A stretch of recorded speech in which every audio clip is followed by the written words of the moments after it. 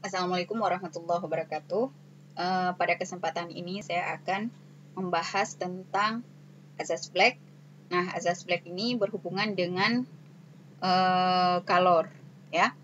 Azas Black itu menyatakan bahwa banyaknya kalor yang diterima oleh suatu benda itu sama dengan banyaknya kalor yang dilepaskan oleh benda lainnya, ya.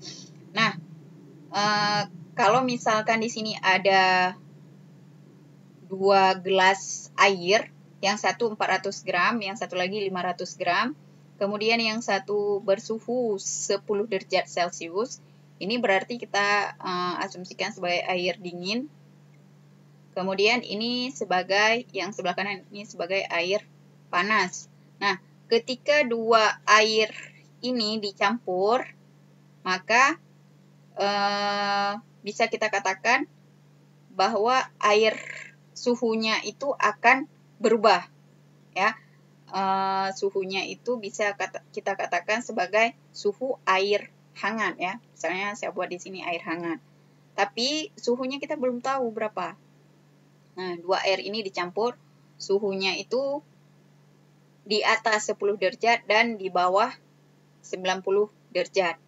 Jadi, ada suhu seimbang. Suhu ini adalah hasil kenaikan dari gelas air dingin dan hasil penurunan suhu dari gelas air panas. Nah, di sini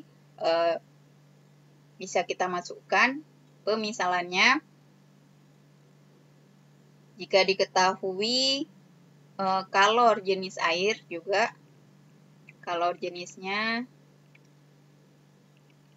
4.200 Joule per kilogram derajat Celcius.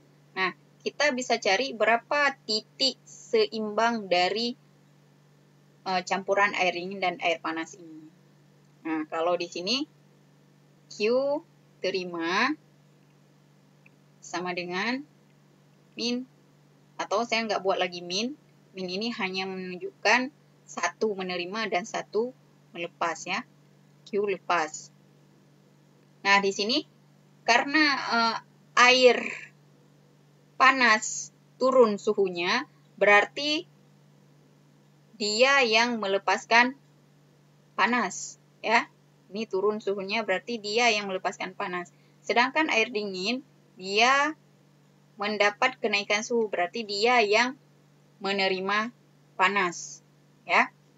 Kalau suhunya naik, berarti dia yang menerima. Kalau suhunya turun, berarti dia yang melepaskan panas.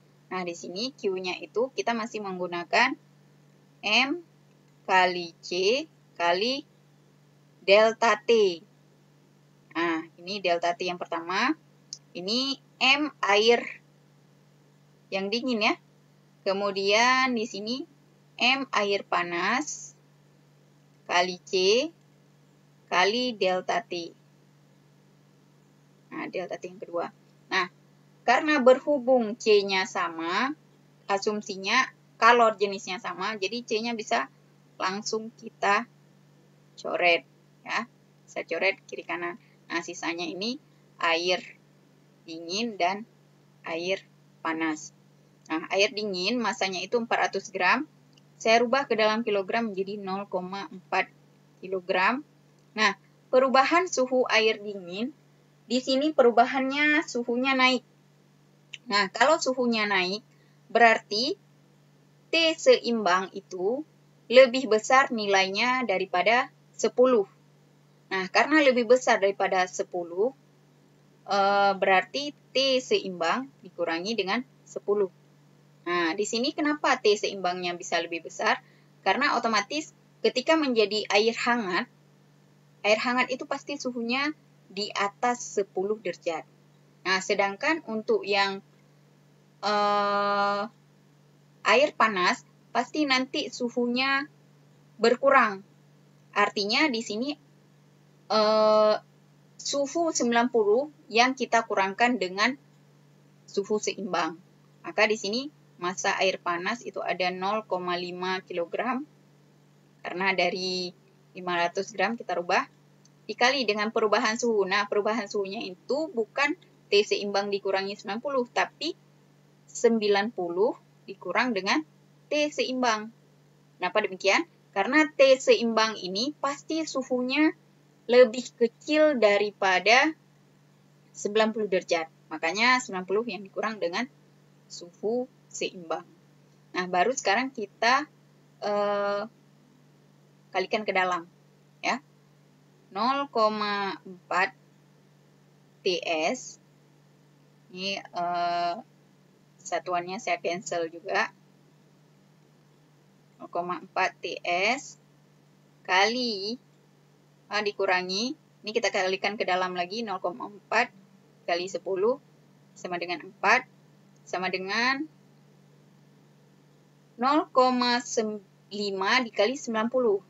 Ini dapatnya 45 kurang 0,5 TS. Nah, ini saya bawa aja ke bagian atas. Yang sama-sama ada TS, kita bawa bersama ya. Jadi TS saya bawa ke sisi sebelah kiri. 0,4 TS. Nah, yang TS ini saya bawa ke sebelah kiri menjadi plus. Tambah 0,5 TS sama dengan 45 ditambah dengan 4. Sehingga hasilnya 0,9 TS sama dengan 49. Berarti TS sama dengan 49 bagi 0,9. Nah, kita lihat TS-nya berapa. Nah, TS-nya adalah 54,4 derajat Celcius. Nah, berarti suhu campuran atau suhu seimbangnya itu sama dengan 54,4 derajat Celcius.